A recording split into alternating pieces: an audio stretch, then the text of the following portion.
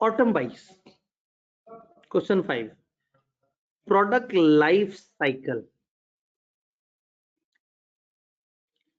BL manufactures and markets for consumer durable products. ये durable product क्या चीज होती है जिनका लाइफ साइकिल काफी ज्यादा होता है, ड्यूरेबल जो देर तक चलते हैं, जैसे ये रोस्टम, जैसे ये कुर्सियां, कुछ केसेस में आप एसी कह सकते हैं, पंखे लाइफ टाइम गारंटियां मिल जाती हैं। और लेस ड्यूरेबल क्या होगा? पेरिशेबल। कुछ दरमियानी चीजें भी ऐसी हैं जैसे मोबाइल्स हैं, ये भी अब बहुत ज्यादा ड्यूरेबल्स नहीं है, ये भी दरमियान की कैटेगरी। तो ड्यूरेबल्स में नॉर्मली ये जो बड़े बड़े फर्नीचर और जो बड़े बड़े इलेक्ट्रिकल वो जैसे डीप फ्रीजर और इस तरह की चीजें वो ज्यादातर ड्यूरेबल्स में चली जाती हैं। तो एक कंपनी है जो बनाती है और 4 कंज्यूमर ड्यूरेबल प्रोडक्ट्स को मार्केट करती है।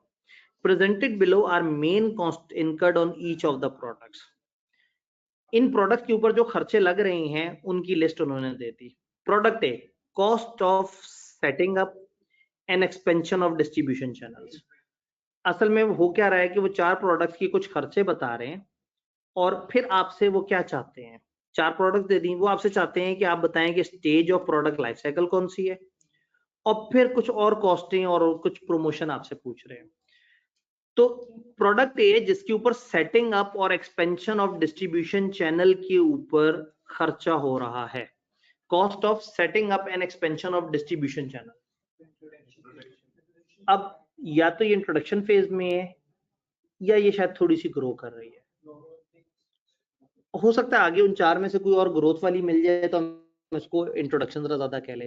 क्योंकि ये क्या कर रहे हैं, कंपनी सेटअप नहीं हो रही, ये डिस्ट्रीब्यूशन के चैनल को सेटअप कर रहे हैं और उसको फैलाने के बारे में सोच रहे हैं। तो ऐसा लग रहा है कि या ये इंट्रोडक्शन है या ये ग्रोथ है। तो एक दफा देख लेते हैं नीचे, अगर कहीं और ग्रोथ या इंट्रोडक्शन मिल गया तो हम ज्यादा बेहतर वाले, क्योंकि 4 हैं और 4 ही फेजेस होते हैं। प्रोडक्ट बी पे आपके खर्चे लग रहे हैं विड्रॉल के, इसका मतलब ये डिक्लाइनिंग फेज है, ये हमें समझ आ गया डिक्लाइनिंग फेज है। Marketing and product enhancement cost to extend product life cycle. Product life cycle बढ़ाने की कोशिश कर रहे हैं मार्केटिंग और प्रोडक्ट में चेंजेस लाके। इसका मतलब प्रोडक्ट मैच्योरिटी फेज पे पहुंच गई है, अब वो इससे आगे जाने के लिए हमें वहां पे जद्दोजहद करनी पड़ेगी, कोशिश करनी पड़ेगी कि अब इसको क्या करें, किस तरह से करें। तो मार्केटिंग और product enhancement cost product life cycle बढ़ाने के लिए तो ये हमें नजर आ रहा है ये मैच्योरिटी फेज है। Increase cost of working capital, working capital की कॉस्ट बढ़ चुकी है, ये फिर अब ग्रोथ वाली बात है। तो अगर ये ग्रोथ वाली बात तो पहले वाली इंट्रोडक्शन। अब सवाल को आंसर कैसे करना है, identify and explain the stage. अब ये बिला वजह आइडेंटिफिकेशन का नंबर मिस नहीं कर देने आपने। अगर आपने हेडिंग ना दी तो गालिबन आधा आधा नंबर इन चारों हेडिंग्स का, तो शायद 6 में से 2 नंबर, यानी कि आई कैन इजीली से कि इस 6 का ब्रेकअप क्या है। इस 6 का ब्रेकअप ये है कि ये 6 डिवाइड हुआ है 4 में, 4 का मतलब है 1.5 पर, उसमें भी आई कैन इजीली से 0.5 for identification and 1 marks for relating कि आप क्यों कह रहे हैं इसको। तो आइडेंटिफाई करें और एक्सप्लेन करें। तो अब पहला पार्ट ए में आपने कहा इंट्रोडक्शन, तो अब आपका आंसर होगा ये प्रोडक्ट ए इंट्रोडक्शन फेज, ये ऐसे हेडिंग होगी। अगर यहाँ बुलेट्स बने होते ना 1 2 3 4 प्रोडक्ट के लेफ्ट पे, तो मैं यहाँ इधर हेडिंग दे देता 1 या इस तरह से करके, चूंकि वो वंशन नहीं बने हुए थे, बुलेट्स लगे हुए थे, इसलिए मैं इस तरह से नहीं कर रहा। ये लिखा और नीचे यहाँ आप एक्सप्लेन करें कि क्यों आप कह रहे हैं इंट्रोडक्शन फेज। तो because the company is setting up and expanding the distribution channels, normally this task is being done at start of the company, इस वजह से हम इसको इंट्रोडक्शन कह रहे हैं। सवाल की चीज उठा के उसमें बीच में अपनी एक लॉजिक दे दी। तो पहले पार्ट को आंसर करते हुए हमने कहा कि आपने इसका ब्रेकअप कर लेना है, यानी कि एक सवाल जिसके आप अच्छे नंबर ले सकते हैं, आप अगर नहीं समझेंगे रिक्वायरमेंट को तो बिला वजह के 1.5 2 2.5 नंबर आप खो देंगे। From your answer to a above, वो जो ए से आपको जवाब मिला है, हर प्रोडक्ट में provide one more cost other than marketing and advertisement cost that is likely incurred. Marketing और एडवर्टाइजमेंट के अलावा कोई एक खर्चा आपने उन फेजेस का और बता देना है। तो अब क्या करेंगे, हम पार्ट बी लिखेंगे।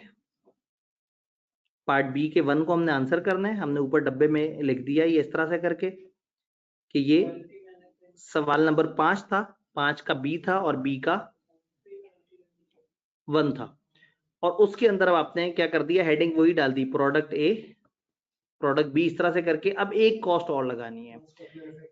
इंट्रोडक्शन में कॉस्ट ऑफ मैन्युफैक्चरिंग कॉस्ट, वैसे ये तो हर वक्त ही चल रही होती है, तो शायद मैन्युफैक्चरिंग के बजाय आप प्लांट की कॉस्ट कह सकते हैं, प्लांट इंस्टॉल करने की कॉस्ट, या इस तरह से करके।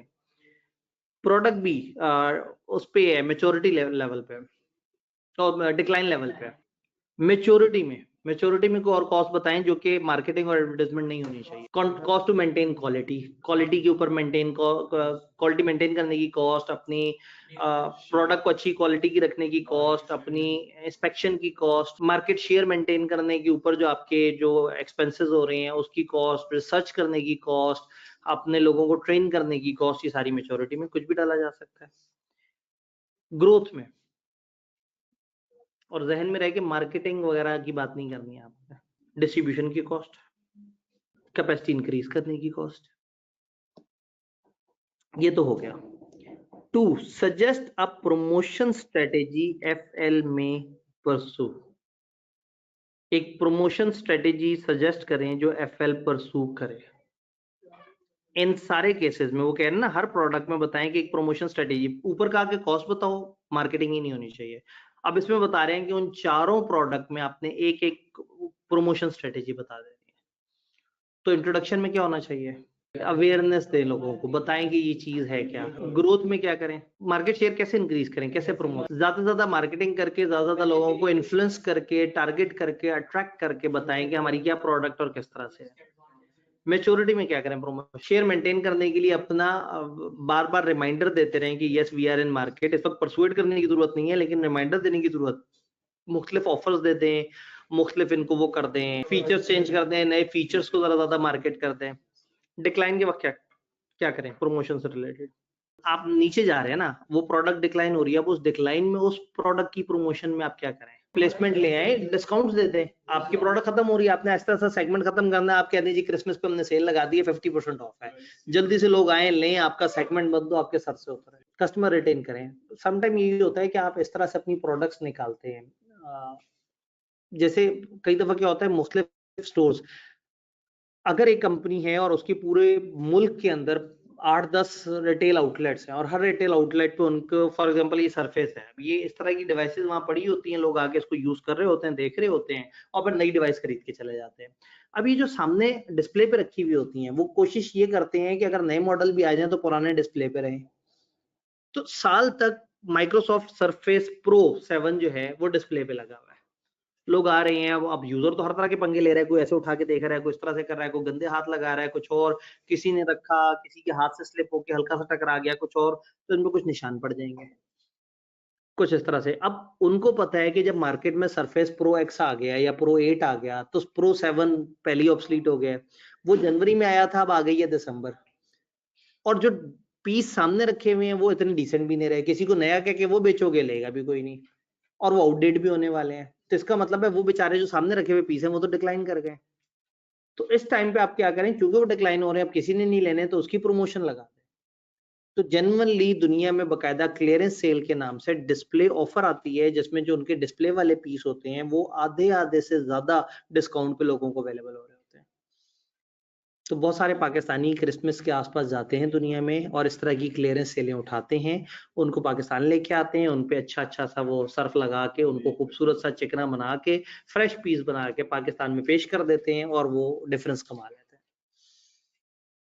तो डिक्लाइन के वक्त इस तरह की स्ट्रेटेजी जो है ना, वो आपको हेल्प कर सकती है काफी ज्यादा। अब अगर आप गौर से देखें तो सवाल का पार्ट ए भी चारों प्रोडक्ट को डील कर रहा था, पार्ट बी का पार्ट 1 भी सारों को डील कर रहा था, और पार्ट 2 भी सबको डील कर रहा था।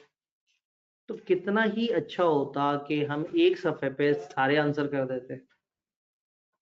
अगर आपको लगे कि मैं इसको एक जगह आंसर करूंगा तो मुझे बार बार बहुत ज्यादा हेडिंग्स वगैरह नहीं देनी पड़ेंगी, तो फिर आप उसको एक सफे पे भी प्रेजेंट कर सकते हैं। एक पार्ट ए था, एक बी का 1 था और एक बी का 2 था। तो आपने क्या किया, आपने टॉप पे, पेज के टॉप पे लिखा, क्वेश्चन नंबर 5 लिखा, फिर क्या हुआ, ये ऐसे करके नीचे आपकी शीट स्टार्ट हो रही है और इस पे लाइंस बनी हुई हैं, ऐसे ही है। और सबसे ऊपर टॉप पे आ रहा होता है, नीचे बारकोड वगैरह होता है जिसको आपने नहीं भरना होता। आपने यहां लिख दिया पार्ट ए एंड बी 1 2।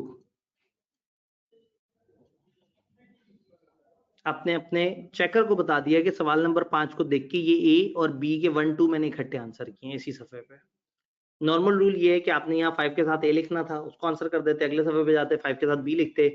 लेकिन अगर आपको फॉर सम रीजन इन सारों को इकट्ठा करना है तो एक आइडियल वे ये है कि आप इसको इस तरह से प्रेजेंट कर लें। अब आप क्या करते,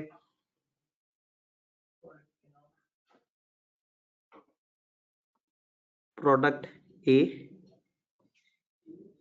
product B, product C, product D और कॉलम्स बना लेते। यहाँ ए, B1 और B2। आइडियली एक लाइन और होनी चाहिए यहाँ। फेज 1 मोर कॉस्ट और प्रमोशन स्ट्रेटेजी, ये आपने ऐसे करके लाइंस लगा दी।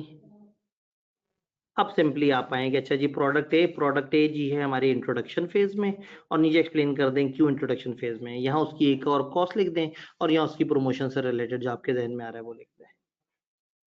तो समटाइम आप इस तरह से भी आंसर कर सकते हैं अगर आपको लग रहा है कि इसको बार बार कनेक्ट करना है। और वरना क्या होगा, पार्ट ए में भी 4 दफा हेडिंग देनी है, पार्ट बी में भी 4 दफा हेडिंग देनी है, पार्ट बी के 2 पार्ट में भी दोबारा से हेडिंग्स देनी है। तो दिस कैन हैपन कि आप इसको एक जगह पे कंप्रीहेंड करके इकट्ठा लिख दें। तो हम सिर्फ सवालों को पास पेपर के डिस्कस नहीं कर रहे, हम साथ साथ देख रहे हैं कि इसकी प्रेजेंटेशन में और क्या क्या किया जा सकता है, ताकि छोटी छोटी ड्राफ्टिंग की बातें। तो एक चीज जो हमने समझी इसमें जब हम डिस्कस कर रहे थे कि व्हाट इज आइडेंटिफाई और एक्सप्लेन से क्या मुराद होता है, हमने वो समझा कि हमने इसको इस तरह से प्रेजेंट करना है।